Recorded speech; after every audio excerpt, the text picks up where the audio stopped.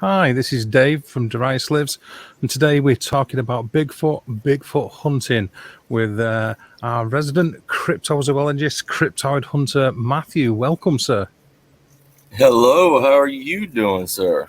I'm doing okay. I'm not doing badly at all. It's nice to have you and talk to you about this subject of which you're highly knowledgeable. So looking forward to seeing what you've got to say. Hey, I'm welcome.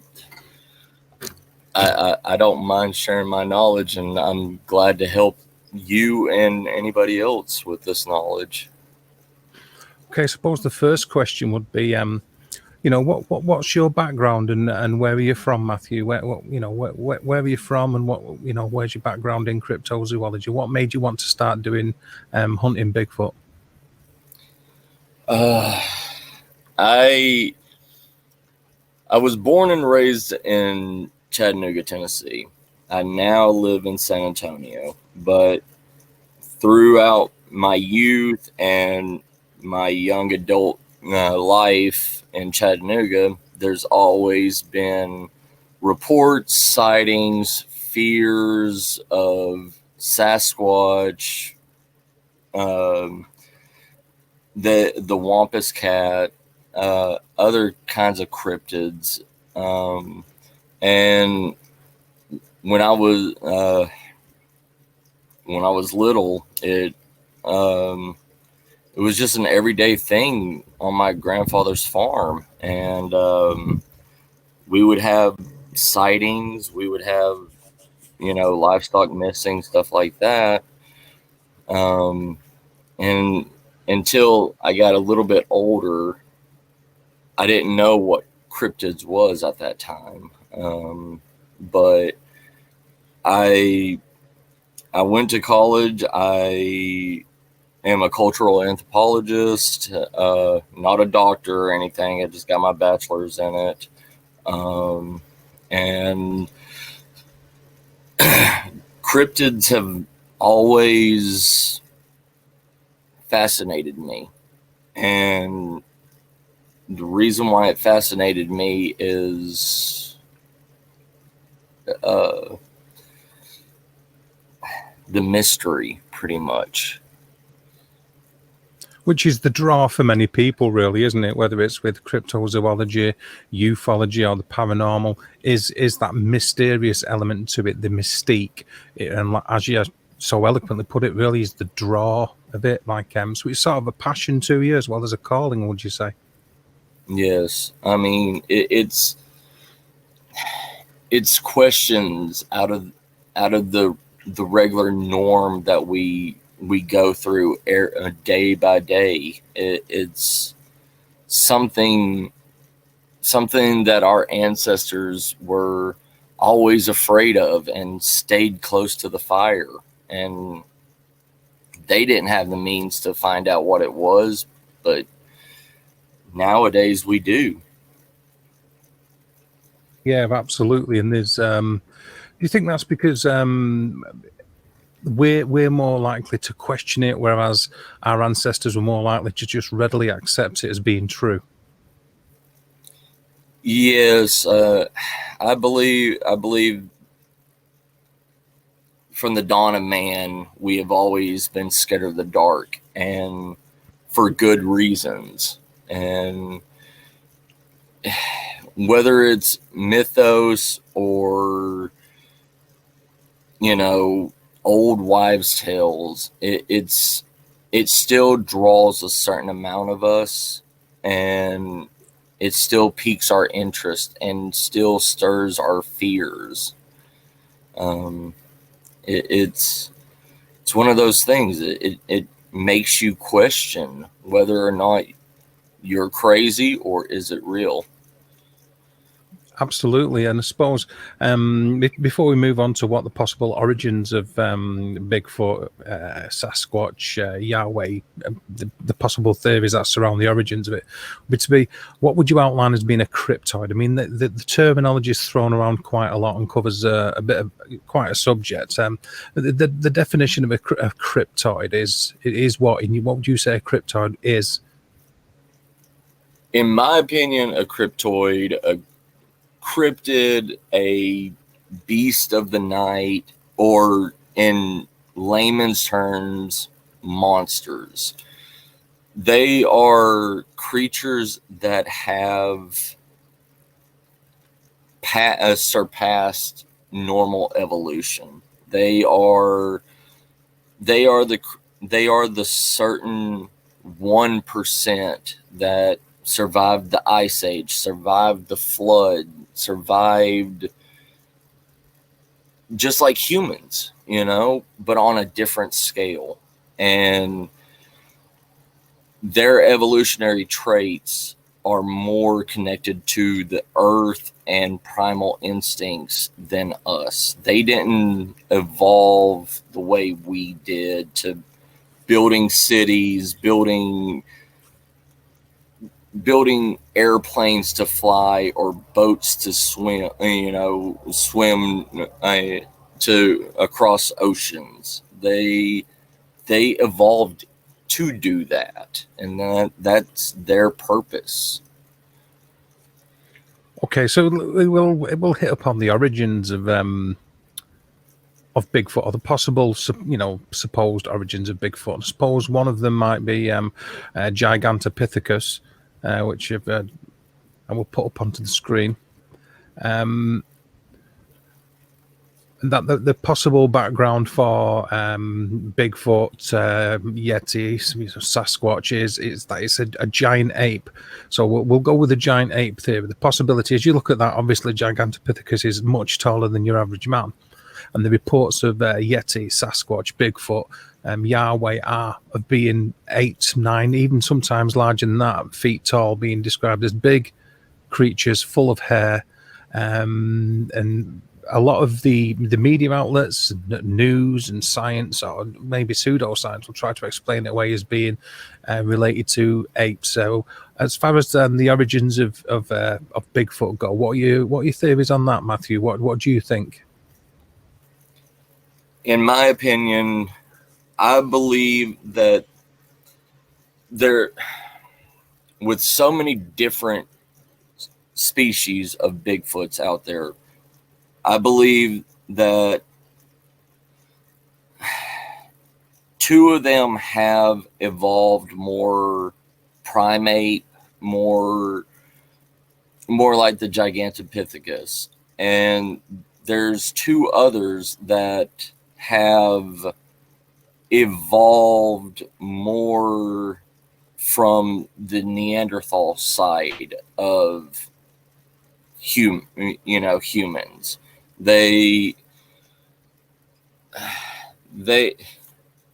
There's some that are pure primal, and then there's some that have intelligence, that can make primitive weapons, can make primitive traps. No, they're not. They are aggressive towards humans, but it's the mindset that they have. They are smart enough to comprehend and create traps. And not only that, their ability to survive, their ability to use the natural resources around them to be able to, quote unquote, disappear into the woods. You blink you see a Bigfoot, you blink, and the next moment it's gone because it's blended into the woods, or it has such a long stride that it takes 3 or 4 foot strides, and it's gone out of your vision into the dense woods. They are flesh and blood. They had to evolve just like us. Did they all evolve from monkeys? Did they evolve? Did the Gigantopithecus become smarter over periods and periods of time? Some say the Gigantopithecus was giant orangutans, and we all know today that orangutans are the smartest of the primates. They can use tools. They can fish. They can swim. I mean, it's really a 50-50. There's the primal ones that don't use it, but they like to hide. Then there's the smart ones that like to hunt.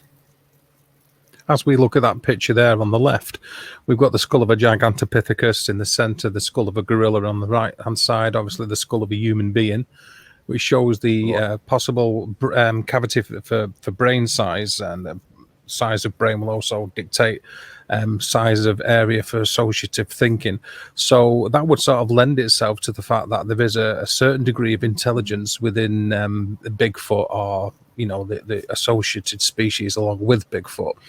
And you say that there's a possibility that they're more closely related to the orangutan, and that is because that's the most intelligent of the apes, did you say? Yes. There's a few cryptozoologists that still believe in the orangutans being Gigantopithecus and not gorilla-like, and they believe that is the great grandfather of today's Bigfoots. And if you look at the way that they act and just on a normal basis, if you look how they scavenge, the areas that they tend to continuously forage from, not live, but they're roaming areas where they collect their edibles and drink their water and hunt. They have multiple different areas, and it's just like orangutans. Orangutans will only stay in a certain area for about a week before they move somewhere else. And it's that whole survivability. They don't want to wipe out a complete area and not be able to gather resources again at another particular time.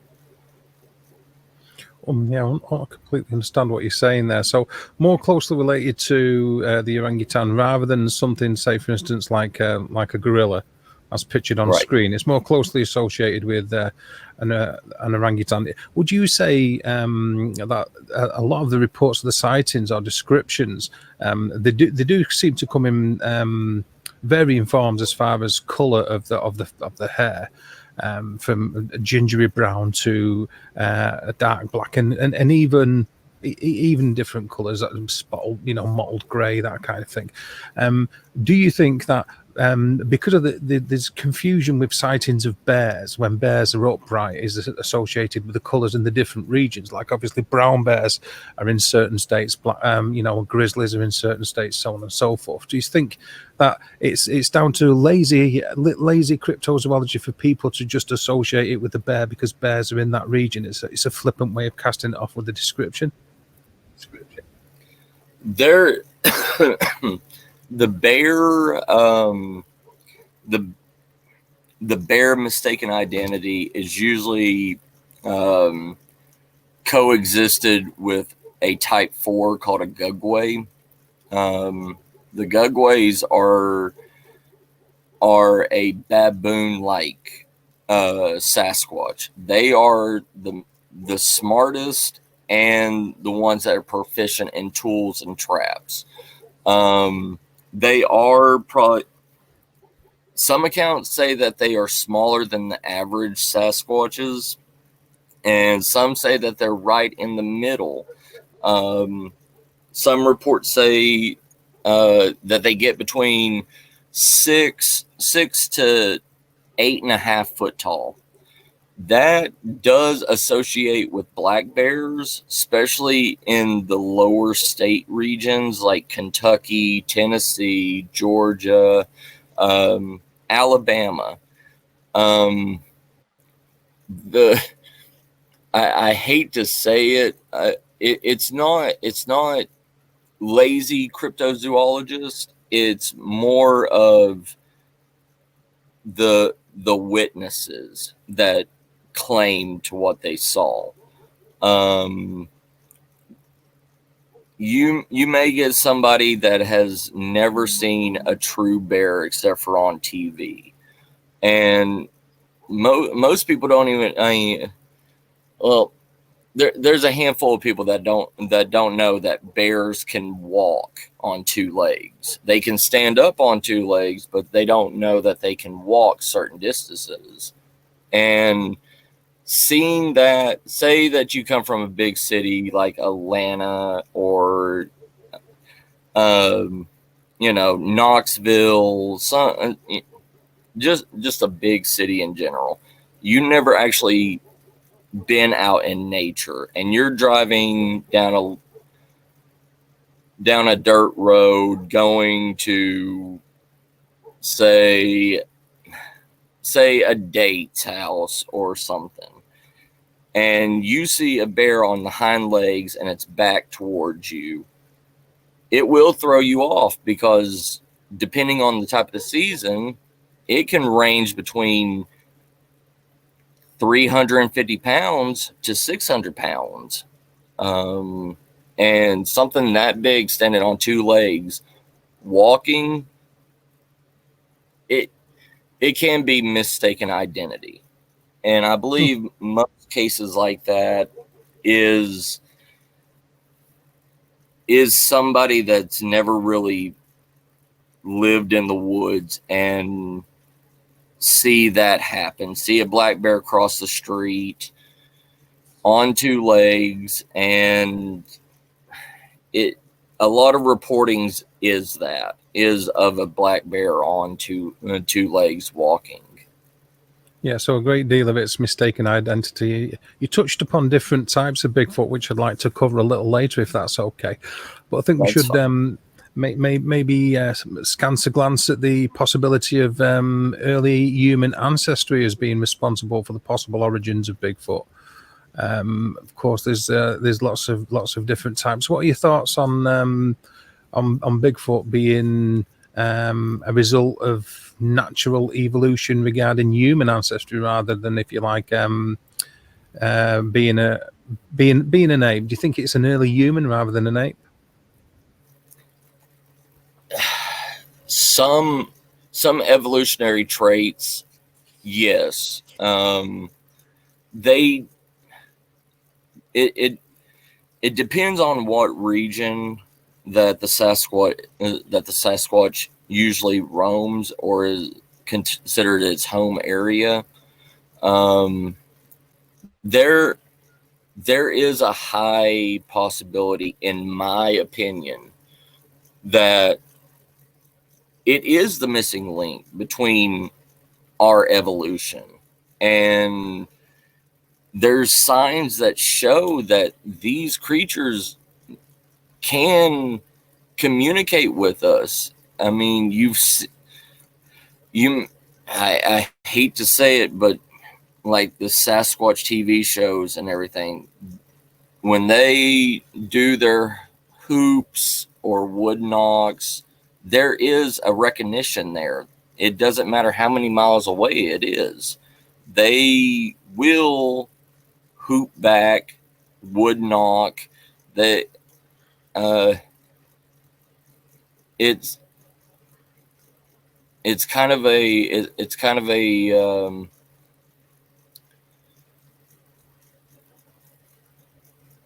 I'm drawing a blank. But anyways, I do believe that some forms of Sasquatch are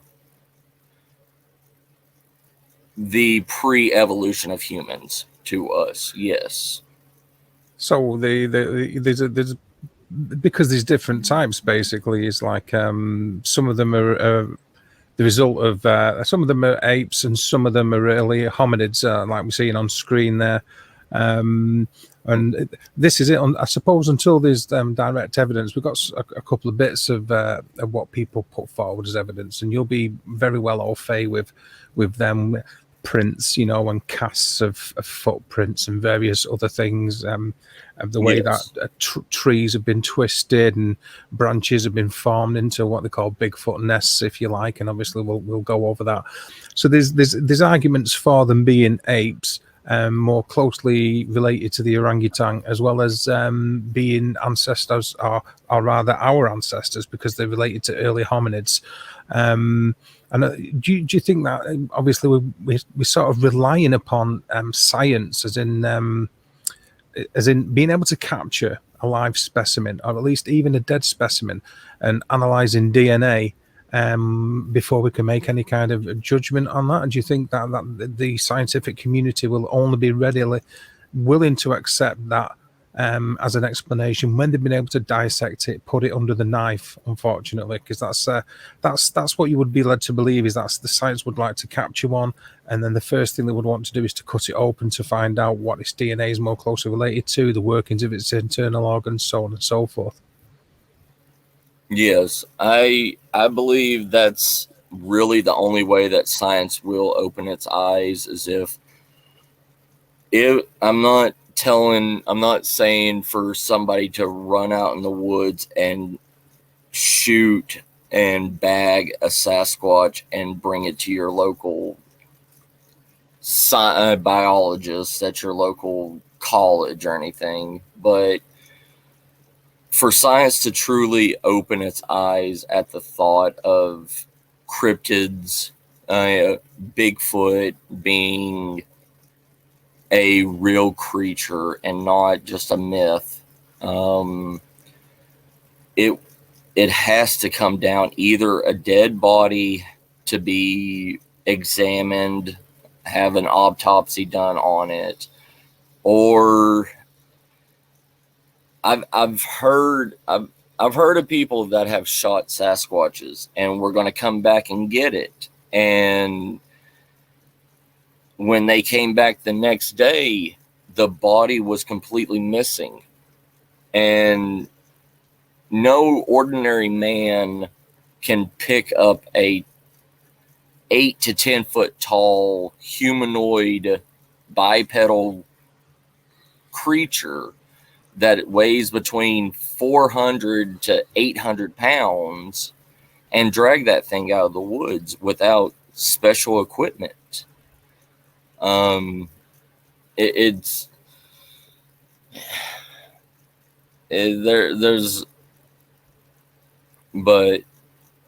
so you're saying that the way that the bodies are removed is because Sasquatch or Bigfoot will remove their dead. They'll remove their dead away. They have some kind of, if you like, some kind of ritual when a Bigfoot passes away. Yes, I believe they have. If one of the reason why we can't find a Sasquatch in the woods dead, or bones or anything like that, I believe in the same thing as how elephants treat their dead. They have specific areas that they take their dead to and hide it from the eyes of everybody. I mean, you can go the natural way.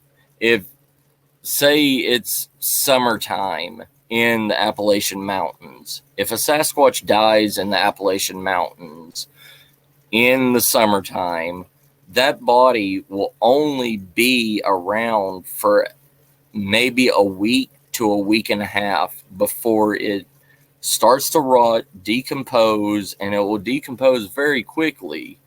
And not only that, you have too many natural predators around that will let that meat go to waste. That's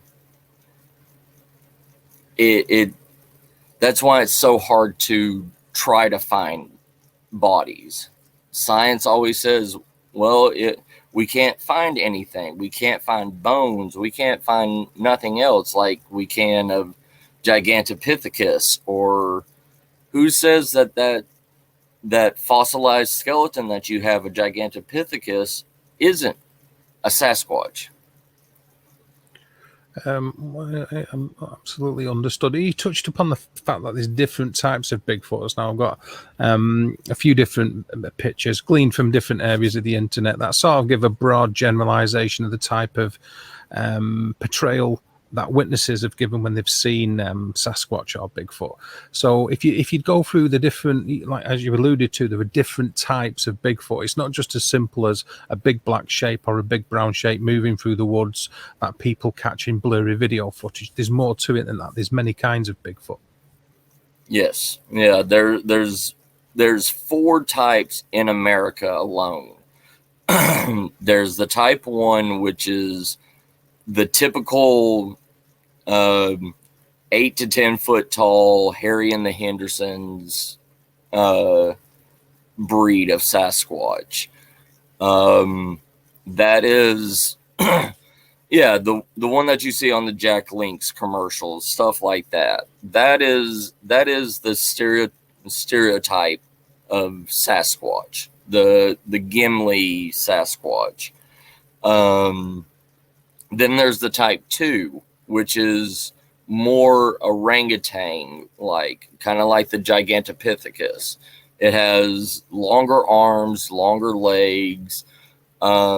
This one seems to be more docile and more secluded than the other three versions. Then there's the type 3. That's the Neanderthal version of Sasquatch. That they can use primitive tools. I've seen type 3 areas where they have flint knapped and made cutting devices for skinning.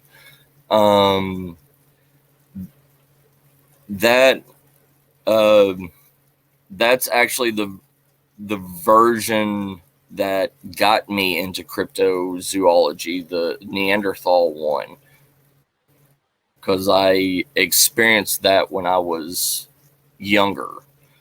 That was my first sighting.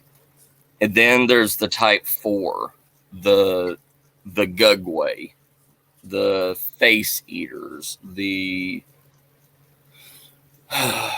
most aggressive and the smartest of the 4. They are smaller, but they can use advanced tools, advanced traps. I've seen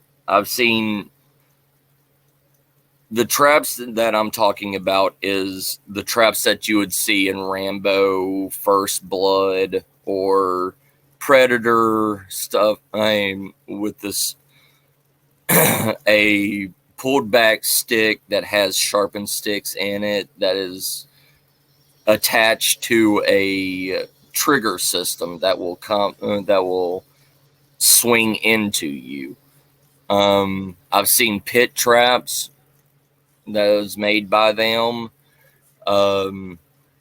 They are usually the ones that not a lot of people have reports on, but the few reports, they get it mixed up with another cryptid, or they get it mixed up with a black bear.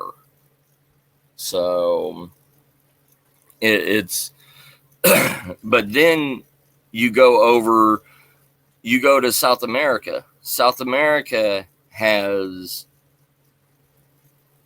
reported Bigfoot sightings, and their Bigfoots are more monkey-like, like devil monkeys.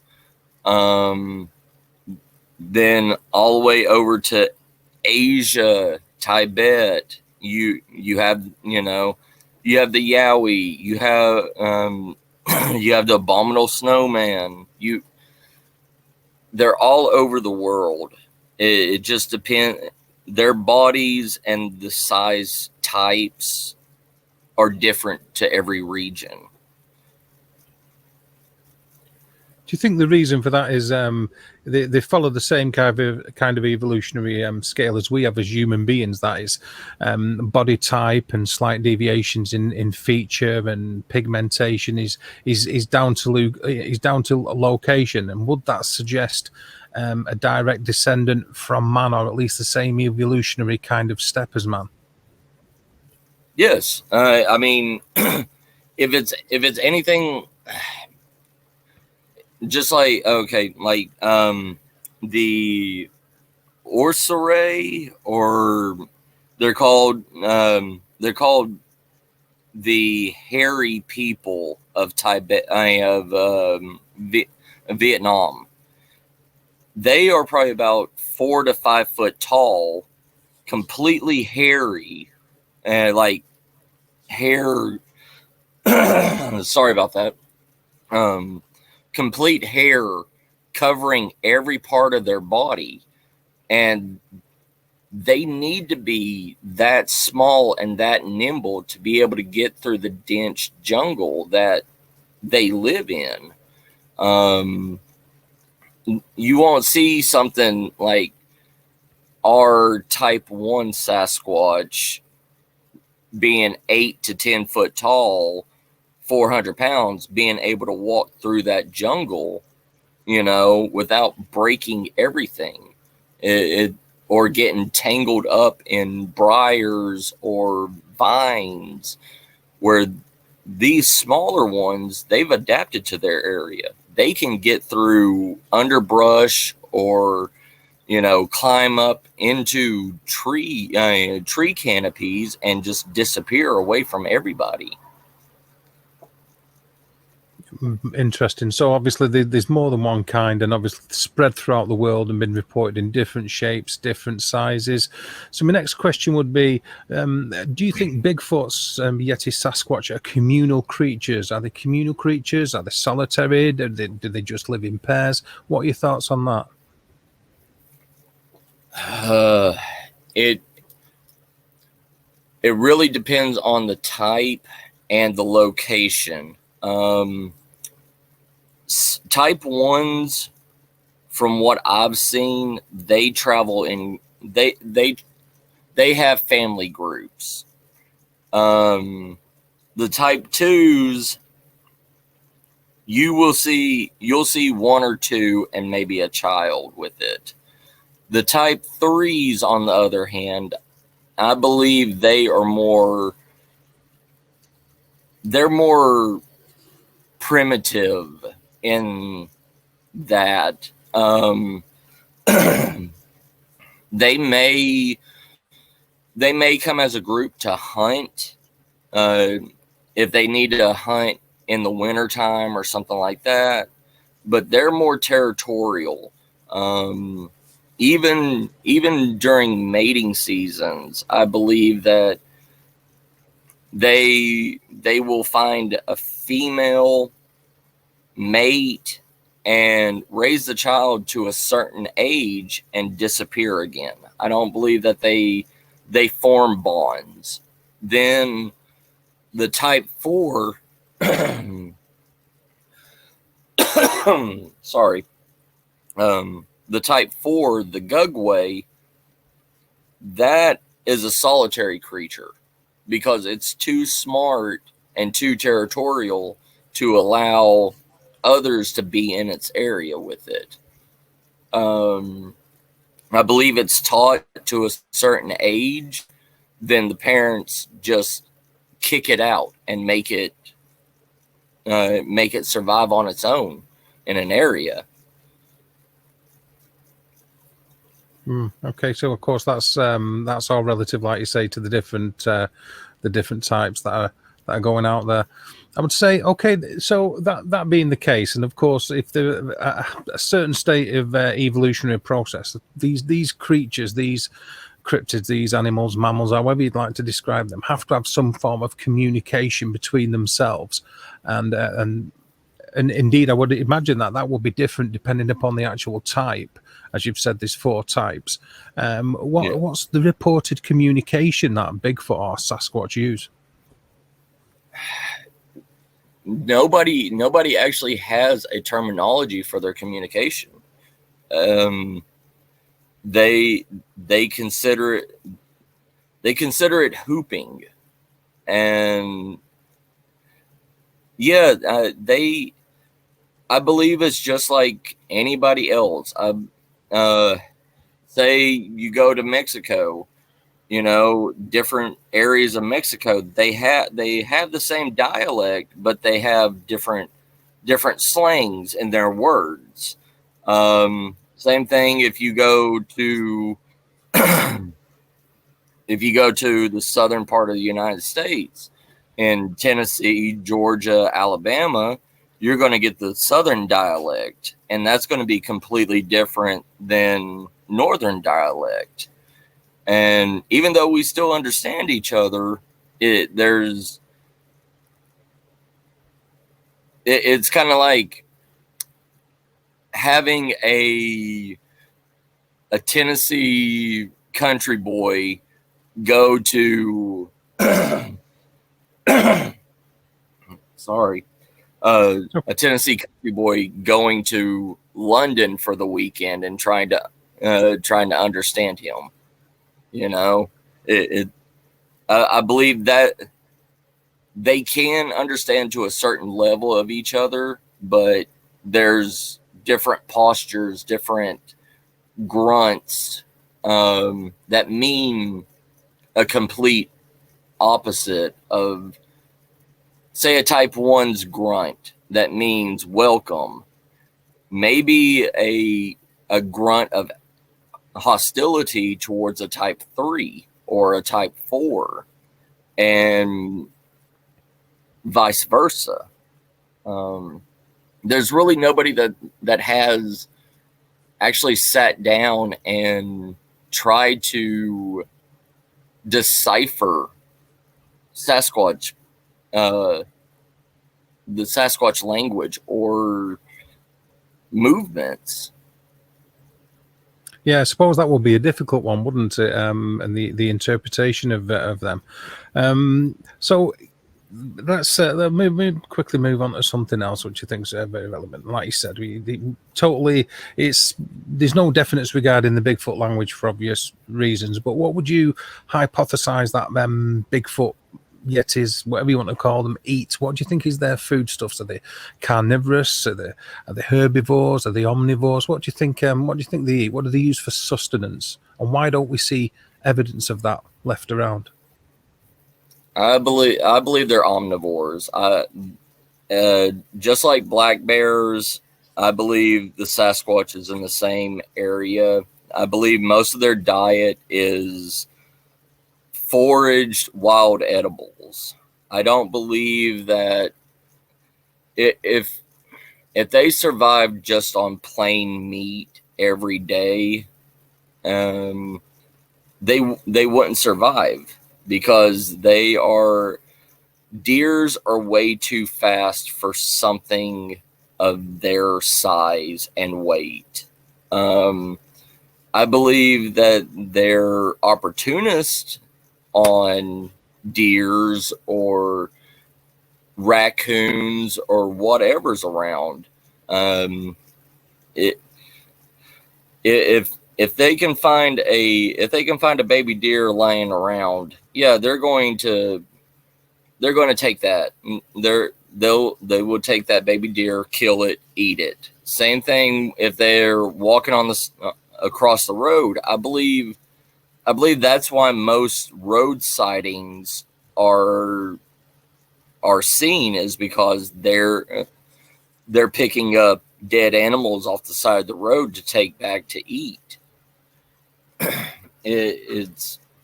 But if you actually go to an area and you look,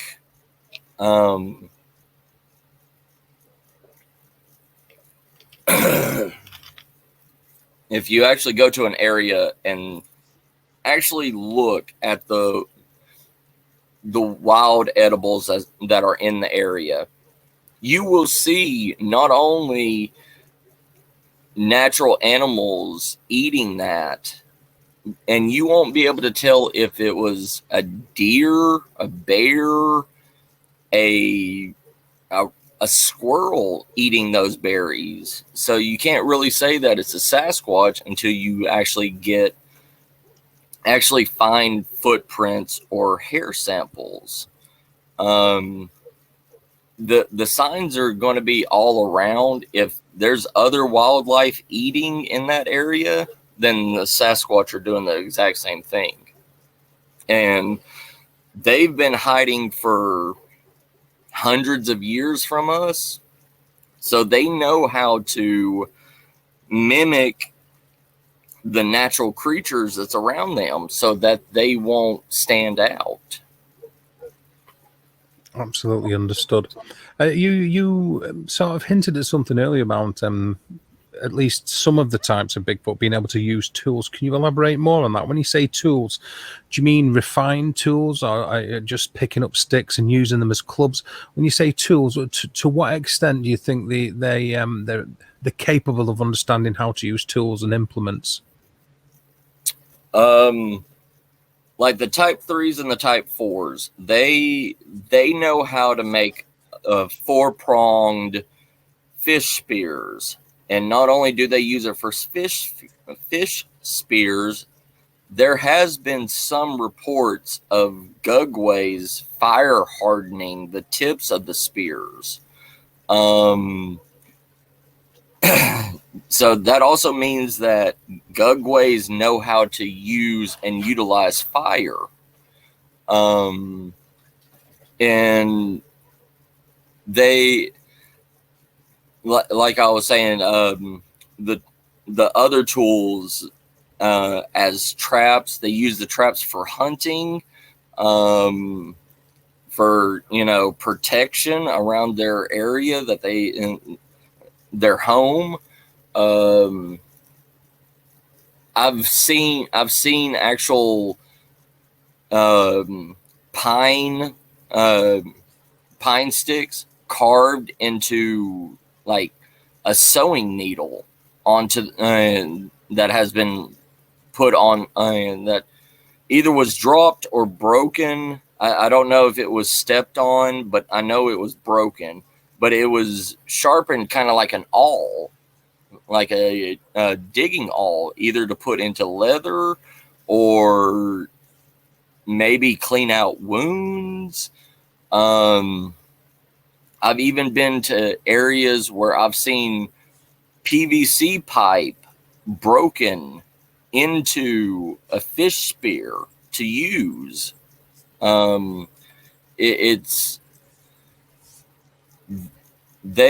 If they had, I've seen hammering rocks.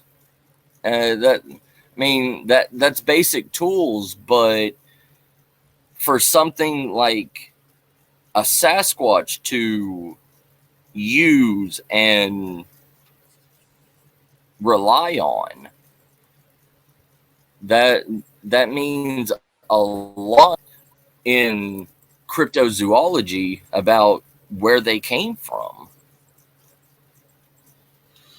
Absolutely, very interesting. That's very interesting. So, as if you could give advice to prospective want to be Bigfoot hunters, Kryptoid hunters, amateur enthusiasts. We'll come to whether that's a relevance later. But what type of tracks and signs do you think should be looked out for by anybody wishing to get into hunting Bigfoot or cryptozoology in general? Okay, the first off of anything is to know the area that you're going to. I mean, you are going into dense woods. Even if it's for a day, you still need your topographical maps of the areas, stuff like that. You need, for the signs,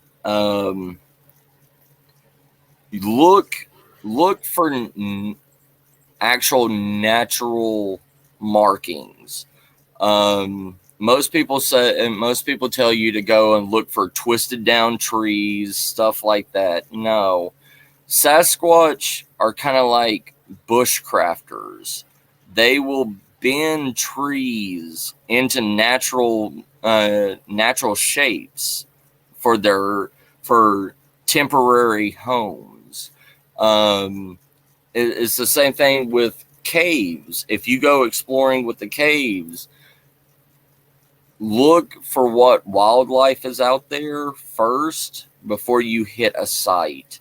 If you know that there's natural predators in the area, there's going to be Sasquatch in the area also, because they will eat off of the same carcasses that, say, a mountain lion killed and left. Know the area's natural wild edibles. If there's an area that you're going to that does not have a abundance of natural wild edibles, there's not going to be a Sasquatch there, because Sasquatch are constantly on the move. And if they can't find any food in an area, they're going to leave it automatically. There is areas that I've been to that there was deer ruts on trees. Then a tree in the middle of them was, ideally, the bark was peeled off to the capacin, the white part, right underneath the bark. And Native Americans used to use that. They would dry it up, crush it, and add 50% of the capacin and 50% flour together to keep their rations going. Native Americans have done that for generations. And also, it's a thirst quencher. It here in Texas, if you chew on it, it makes your mouth, it doesn't make you thirsty anymore. And I believe the Sasquatch have learned that and do the exact same thing. And you could see the difference between the deer ruts and where the Sasquatch peeled away the bark. The deer ruts just barely rubbed down the bark. But where the Sasquatch was, it peeled away the bark gently, and it made curls the way that it was pulled. So you pretty much, if you're going to hunt them on their level. Think as they think. That's the natural way to do it. If you see an area and look at it how they would look at it, you will find the markings that you need to see where they are. My next question will be, giving that advice to potential Bigfoot hunters or Kryptoid hunters and people trying to research Sasquatch, Yeti, and Yahweh, do you think cryptid hunters, Bigfoot hunters, should knock and howl? Do you think that's a viable way to conduct research and investigation in the field? No, I do not. Like how we were talking earlier, we don't understand the knocks. We don't understand the howls. If you go to an area that has a reported Bigfoot sighting, the witness doesn't know what type it was. The witness doesn't know if it was a type 1 or a type 4. If you go to an area and you do if you do a whoop or whatever, you may get a reaction, but what kind of reaction are you going to get out of it? It may be bad, or it may be a mating call. You may be in the wrong area at the wrong time. And the same thing that goes with the wood knocks. I've been to areas where the wood knocks were threats, and if you would knock back at them, they're going to come to you. And in my opinion, I don't want to be a person that does a wood knock in mating season and there's a 10-foot, 500-pound Sasquatch ready to throw down with me. Yeah, absolutely. Absolutely, yeah. I think that makes a lot of sense. So we'll move on to evidence of Bigfoot. There's a couple of different categories we can go through here. Obviously, as I alluded to before, markings, foot casts, and bits of video footage, and we'll go through a few of them. So the markings, the footprints that are found, tracks, of which there have been many allegedly put forward as potential evidence of Bigfoot. There's one, for instance, which is taken in 2017, which is obviously not too long ago. Right. I know it's difficult. We don't really get an indication or perspective of size there. But with the way that imprint looks to you, does that match other imprints you've seen that are supposed to be related to Bigfoot or Sasquatch?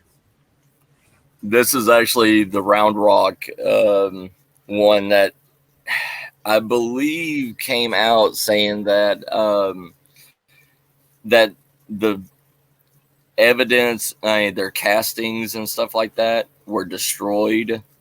But just by the look of that, do you see the inner archway of it, how deep it goes into, and it's completely flat, flat on the other side of the foot, and the prominent heel, the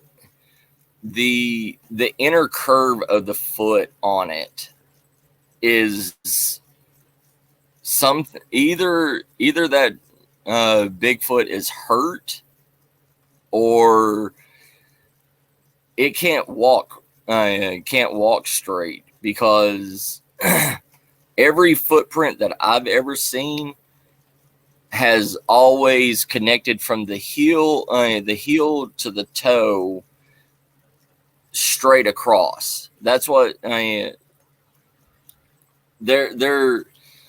I've ran into some others that have archways on them, but that footprint right there, it's a 50-50 chance. I haven't seen one like that, but most of the ones I've seen are either three-toed, like the toe placement on it, the big toe placement on it is off compared to the other toe markings. And you can see the human foot to the bottom right hand side there to give you an indication of scale. So the image before the Round Rock one and the one that we're looking at, do you think they're falsified or at least questionable? Questionable, yes, because I'm going by the dip of the inner part of the foot. It does not seem, for that size of a foot, that creature would have to be at least 10 to 11 foot tall. And between just the indention alone, it'd have to be between 350 pounds to maybe 500 pounds. And if the inner part of its foot is like that, I don't believe that foot structure would hold his weight. It's not wide enough to hold his weight. I mean, you can even look at Shaquille O'Neal. Look how wide his feet are to hold him up. Mm-hmm. And if you put that same knowledge into a Sasquatch, you have to look at all angles. yes, you do have to put a little bit of human in it. See, now that one is more what I'm used to. That is a 3-toe. 1, 2, 3. Looks like it was supposed to have a big toe on it. But that is the typical Bigfoot Bigfoot marking that I have seen. You see how it's actually proportional to a human foot. Mm-hmm. That is spread out enough to actually hold a creature of weight. And as you said before, the from heel to toe is straight pretty much on both sides also. Yes. There is some, like the Boggy Creek monster. It has only 3 toes, but the toes are about the size of your big toe. And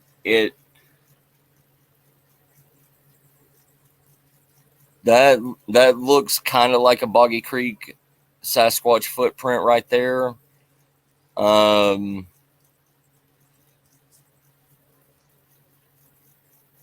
The casting would be a lot better than actual looking at it in the mud. The mud, anytime somebody shows a mud imprint, if it's not hardened, it seems to lose its integrity. It seems to mold back into itself. Unless it's completely fresh.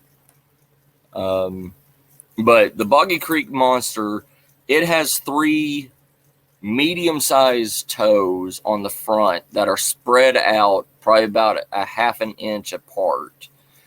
Then it's a prominent, the way that it walks, it looks like it looks like it steps down with the toes first, then plants its heel.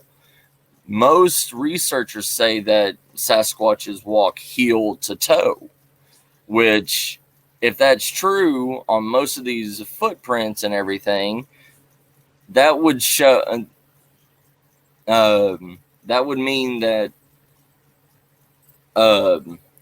it would have to have a gap between it instead of a complete flat footprint, like every Sasquatch footprint shows. It shows a complete flat footprint just going straight down without an arch. Right. And I think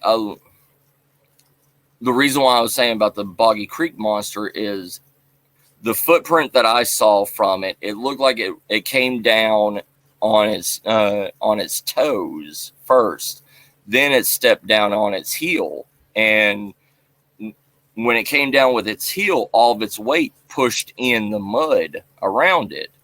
But when it lifted its foot to walk away, you could see the indentation around it, but there was a archway because there was no solid, there was no flat foot imprint there. It had an archway on it. You could only make out the heel and the toes and the ball of the foot. That's why I say each one's different, and not all of them are the stereotypical Gimli Bigfoot. Let's have a look at some foot casts now and start to have your thoughts on some of the foot casts there. Some which will be seen quite relatively famously, and others. I mean, going off that image there, then obviously that casting is taken of and again, as you said before, from heel to toe is straight. That's indicative of a large creature, maybe about 10 foot tall. Yeah, that's the stereotypical Gimli footprint. The the type 1 footprint. They are the if you want to say it, the gorilla like Sasquatches. And 90% of the footprints that the castings that you see are of that type. Do you think that's because they're more prevalent? I mean, I'll bring up another one. Do you think that's because they're more prevalent, or are they just that particular type are nearer to more densely populated areas, so more likely to come into contact with the humans, or humans are more likely to find them? I mean, that one there looks a lot smaller. Yes, and you see how it has 3 toes on it? That's a gugway foot. Gugways are the type 4s that are smaller. They're the smallest of them, but they're also smarter. And you see how you see the indentation in the middle of the foot where it has an archway. Mm-hmm. That's kind of what I saw at Boggy Creek, where the heel is prominent and the toes and the ball is prominent on it. But the type 1s is usually, yes, they're the ones that usually stay around humans because if they're in an area, say in Texas, they're in an area, they're throughout most of the year, yes, you can find wild edibles all over the place and plenty of deer, but during the wintertime, you don't find anything out here. So they usually stay around humans because they know humans mean food. Humans have trash, they're kind of like big bears. They will scavenge if they have to. And that one actually looked like the Boggy Creek. That one actually looked like the Boggy Creek Monsters footprint. I'll bring that one back up, actually.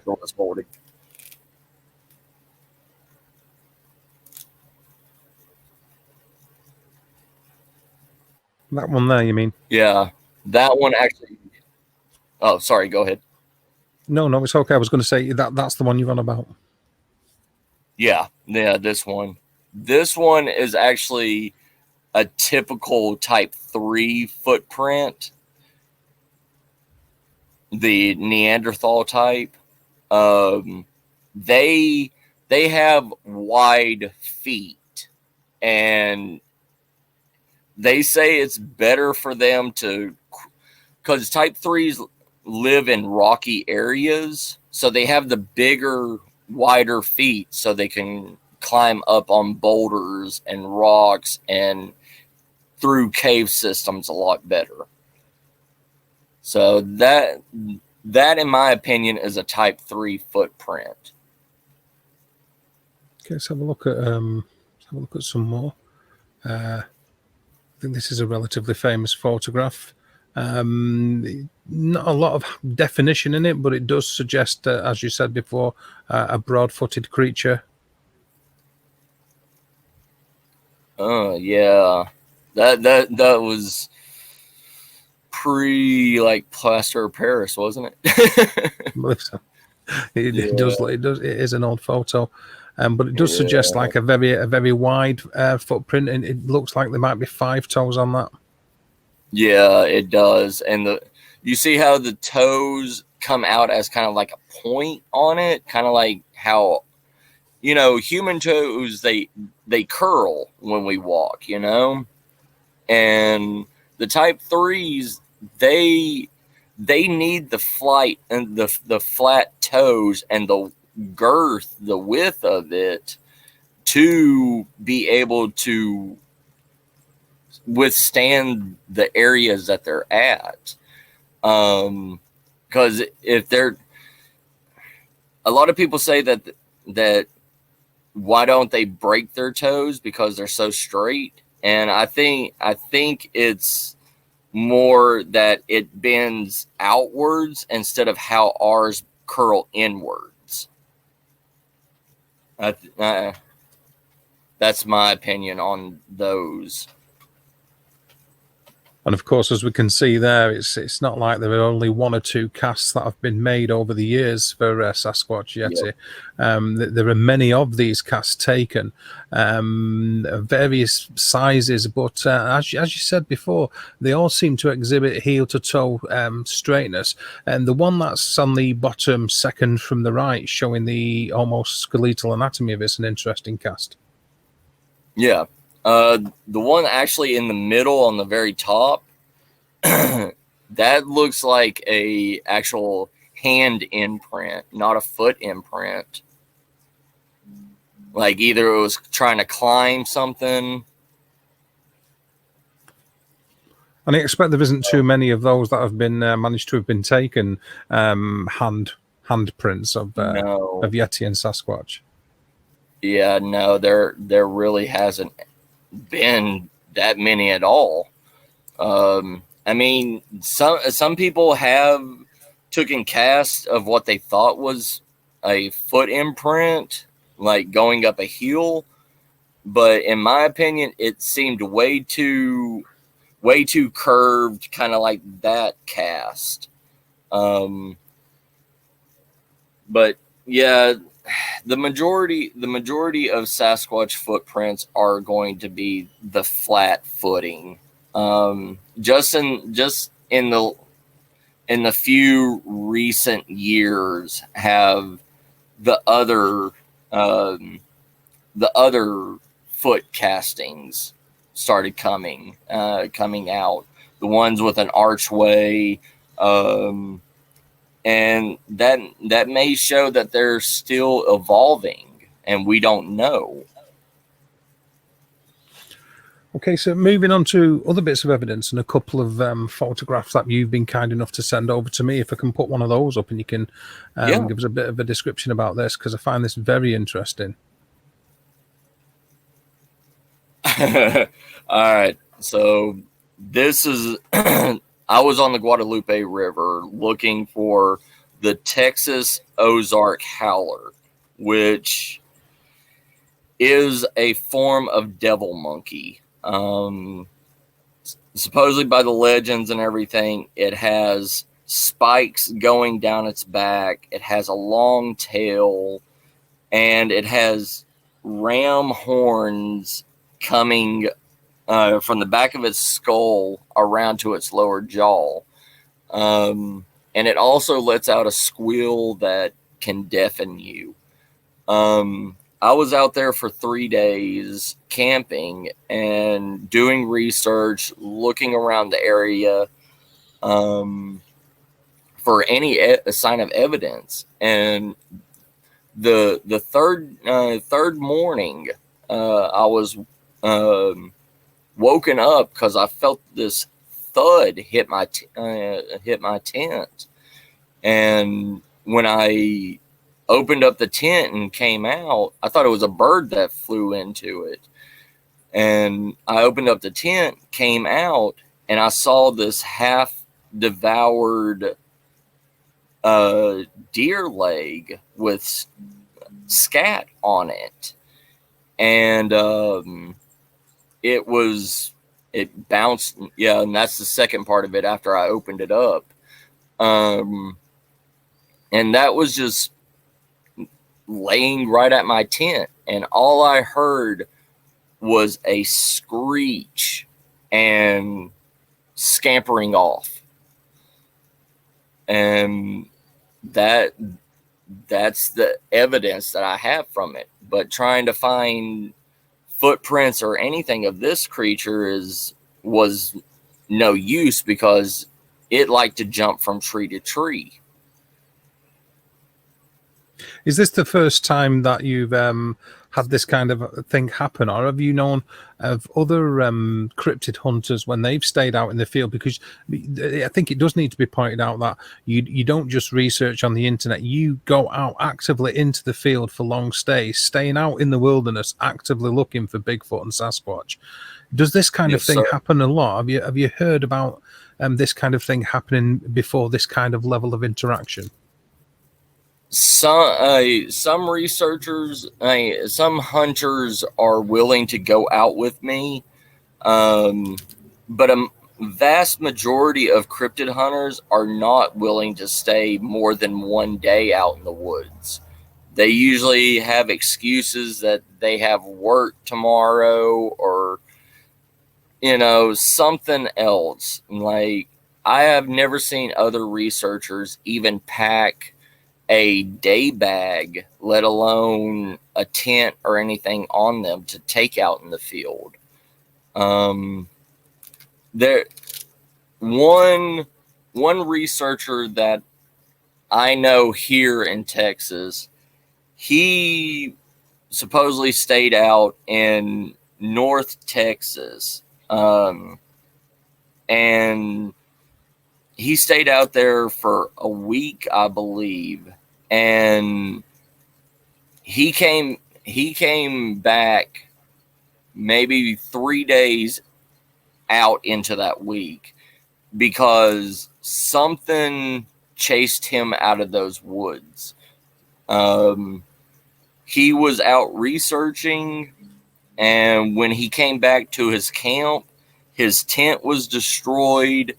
All his research equipment, everything was thrown about. His cameras were smashed, and he had rocks thrown at him, like sticks thrown at him, and hoops, howls. But that's all I've ever really heard, except for hunter stories from like the 1800s. Okay, so going back to something we spoke about, we briefly touched upon earlier, was the manipulation of vegetation or flora out in the environment in certain areas where Sasquatch and Yeti have been reported. Sorry. Yeah. Now, this is purportedly a sort of a Bigfoot nest, and I'm sure you've heard all sorts of rumors that are attributed to this kind of thing. Yeah. I mean, your laugh says it all, really. What are your thoughts on images like this? I've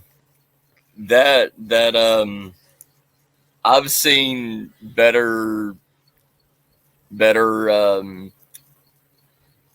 Wiggum huts that was made out of small cedar trees here in Texas than that. That is actually just a pine tree. That's just pine trees that's fell over from the boar beetle invasion of the south that happened here in America that killed a lot of pine trees. And if you actually look at it, the top two have chainsaw cuttings through them. Okay, let's put up another one. What have allegedly put forward? I'm sure this one will raise a smile from you also. All this is missing is an ensuite bathroom, really. Oh, really? Oh, yeah. Yeah, no. That's three country boys that are doing a bushcrafting event. That is way too well defined for a Sasquatch. Like, they don't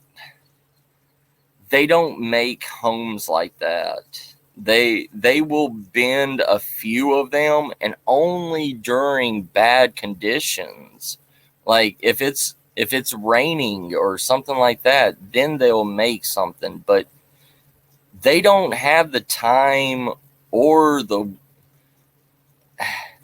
inclination, should I say, really? Willpower. Well, no, I mean, they know they can make something like that, but it's not to that extent. They will bend smaller, like, yearling trees together, tie them together, and but not enough to hurt them, where they can just walk away and open it up, and it just turns back into trees, because they know they need those trees to survive. They don't want to break down trees unless they are signing their territory. That's the only time you'll actually see trees broken or twisted, is if you know you are in a Bigfoot resting territory, and they're just warning you. Mm-hmm. So territorial markings, really. Right. But something like that's way too elaborate. I mean, they don't think on that scale. They want something that will protect them for the day, so they can get back out and continue on. Okay, so let's look at some just a couple of videos before asking you the last couple of questions. And I don't think any kind of chat about Bigfoot Yeti would be complete without Patterson Gimlin footage. So I will run it as devil's advocate, because this is what we all expect to see. Right here, he was able to put his tripod down, and just like I mean, it has breasts like a female gorilla.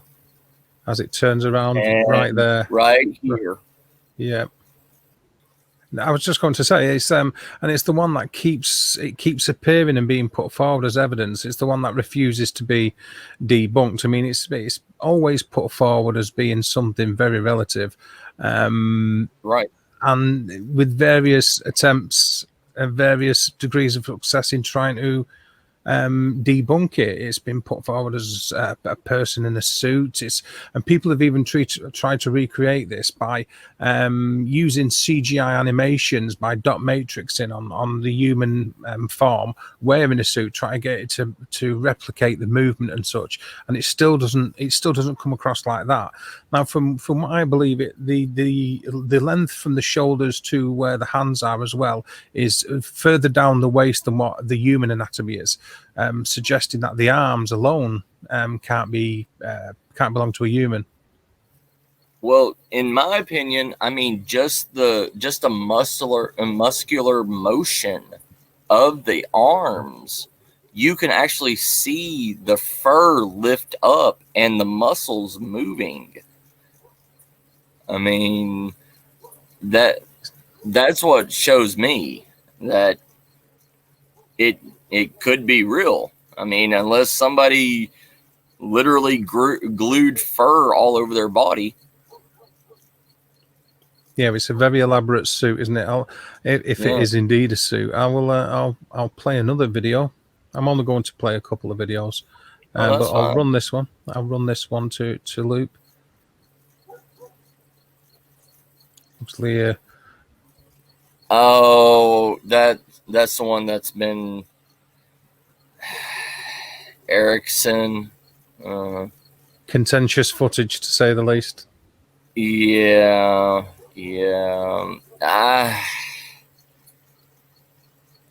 Supposedly he has the best footage in the world of today's standards, but I thought I read something that his stuff was all pre-made, like he was an artist or something like that. I don't know. There's so many people that say that is more fake than the Gimli footage. Yeah, and that's one of the reasons that I put it up there, if I'm completely honest with you, to give people that understanding of how important really the Patterson Gimlin footage really is. And there's one more which I think is very very questionable. And just for the extremes of the different types of footage that are put out there that are allegedly of Bigfoot, I will run this one, and I'm sure people will enjoy this. I'll let it run a couple of times.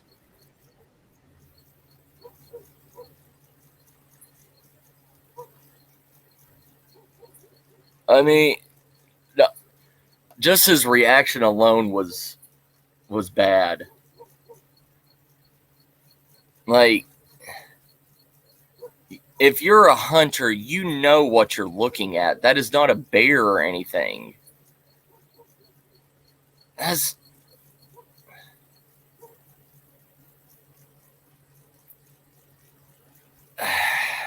as you say, that he's out there with a compound bow. He's a hunter. He's obviously a woodsman or a man of the field. He knows exactly identification of animals in that area.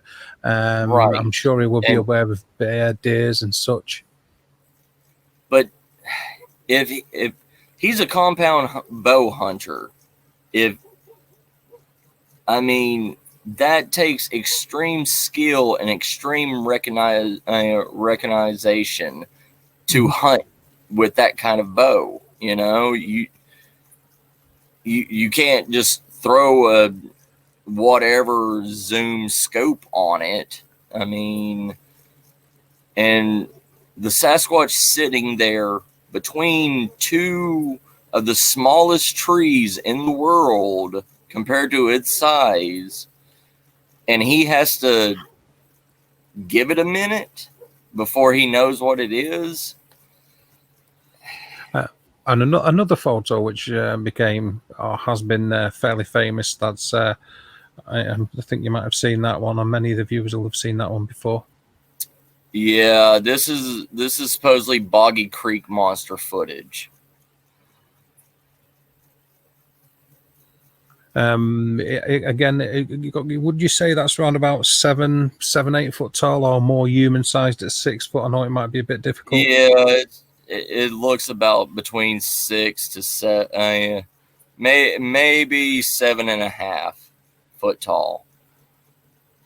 And it would be stood at the side of the river. Would that be to hunt? I mean, it doesn't appear to be utilizing any tools at first glance. There, not seeing any tools for fishing. Would water gathering, if it is indeed correct and real footage, why would it be there? Well, supposedly on Boggy Creek, in Boggy Creek, they have river eels, and it has been known to. I mean, you can hand fish on the banks for trout and eel and stuff like that. Some of these AKA type ones that look like this, they sit at the banks until either they find a big enough fish or it's getting up from, because it looks like it has something white in its hands. Mm-hmm. Like maybe it already caught a fish and it's probably getting up to go eat it. That's in my opinion. But yeah, sorry.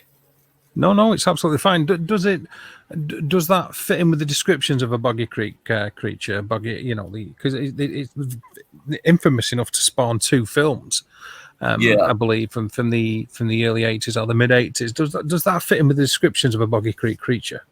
Yes, it does. The Boggy Creek monster is known to actually continuously swim and to be in the water all day long. And when it comes out, it is covered in mud. It actually covers itself and its fur in mud just so it can stay blended in with the nature. And because it's continuously on the banks of the river, that mud and dark fur like that will blend into any of these areas that are densely populated with fallen trees, and it could hide behind any of that foliage that's back there, and you would never see it. To use it as a primitive form of camouflage. Yes. Okay, fantastic. Okay, so we've been through a couple of bits of alleged evidence. There's lots more out there, and that would take obviously a Oh lot of yeah, time to go through all the it would different take pieces us that are out. years. Absolutely, yeah. And you know, to facilitate the ease of the conversation, we put a couple of bits up there. So evidence of Bigfoot is obviously what everybody's after anyway. Yes. So just the last couple of questions, really, Matthew, and you know, thank you for being here for so long and going through this Hey, with us. Would anytime. be It's absolutely been fantastic. My question would be, where do you see cryptozoology going in the future? Uh, cryptozoology, as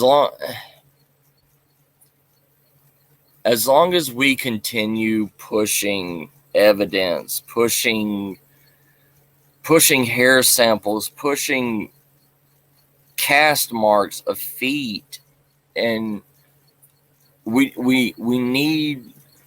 need to get more people out in the field to do more thorough research. I'm talking about weeks on end research, not 2 or 3 days and come home. But as long as we keep doing this, I believe science will open up and actually give us a rightful hearing one day. Maybe not this year or 5 years down the road. Maybe 10 years. Once we have true evidence, it will. I mean, it's always going to be there. Cryptozoology is always going to be there. There's always going to be people to ask the questions in the dark, you know.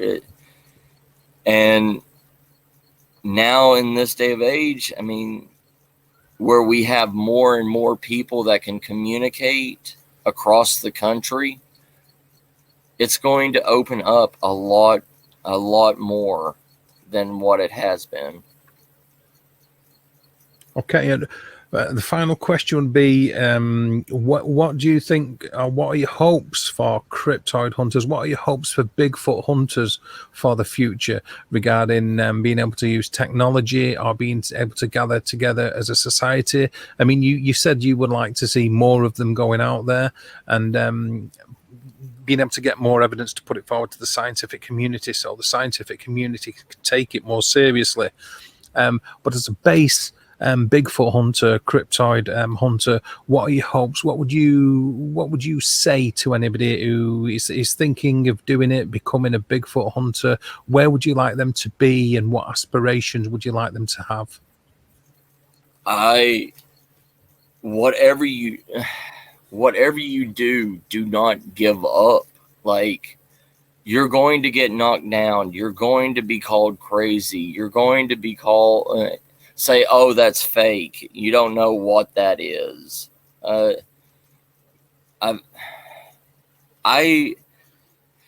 hope that we actually, like I said, we need more people in the field. We don't need somebody that goes up to Estes Park in Colorado for a weekend trip, you know, and have their friend get in a monkey suit and that's the brand new footage.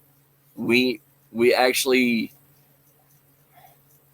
need to debunk these people. We need people not only on the debunking end, but we need people to actually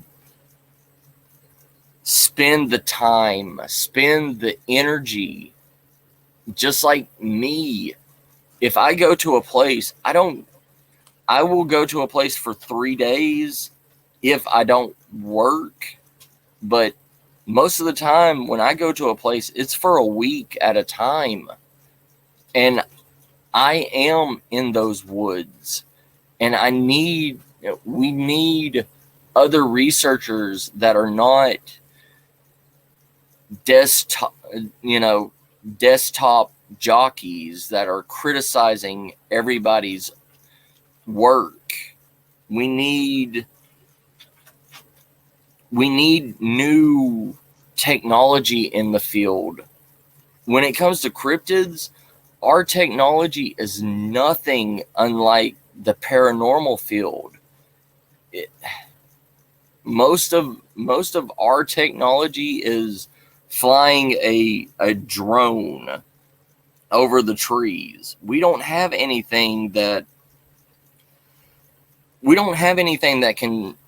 can crawl through the woods, get into small dugout cave systems, but that's what we need. We need more technology. We need more items to be able to get into the thick woods that nobody has been to in years. That's really, we need somebody in the field that can create technology. That's what I'm saying. Mathew, it's been absolutely fantastic chatting to you about all this lot. Yeah, a lot of things that you've said have been very thought-provoking. I'm sure been very informative to anybody who watches this video. And I truly appreciate you doing this. It's been fantastic listening to your advice and knowledge, sir. Hey, anytime, brother. I'm always here to help anybody. And I know that only too well. And should anybody watch this and be interested, please subscribe to Mathew at SecondStar Survival. Fantastic guy, very knowledgeable. And thanks everybody for watching this. Thank you. Take care.